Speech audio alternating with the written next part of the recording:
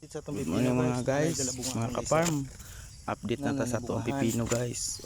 Ito pipino guys. Laot sa kay karon na na-sprayan. Una na itong pipino karon guys. Nadala nagbulakan o bungahan. Karon ako ka video kay karon mo ko kauli pero na atong update asa sa mana na sa guys. Ato ang pipino ron. Itong pipino. Atong batong ug atong sili wala pa ko ka-update. Wala na ko na videohan kay hindi ka man ko nagkuha na nanguha og dahon sa saging. Wala nga pinakalit kang ba mga ka-farm. Salamat sa inyong suporta. Sa nakarelate ani mga video mga farmers. Paki-like and share. Paki-subscribe naman po. Salamat Lord sa grasya nga mag-atag. Daghang salamat Lord. Thank you for the blessing. Ang pipino guys. Diyan guys. Malinis ng ati ang paligid. Ang gamit ko dyan na in-spray clear out. Clear out na herbicide guys. Yung gamit ko dyan.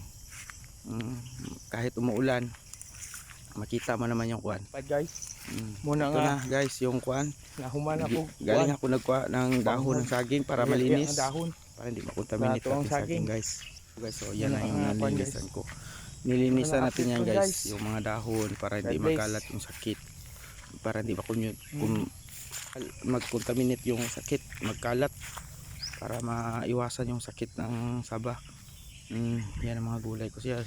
Pero yung sili yung guys, yang kuhan guys, puno ng kahoy.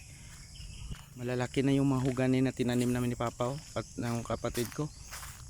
At ang niyog, yan ang tinanim namin magkapatid.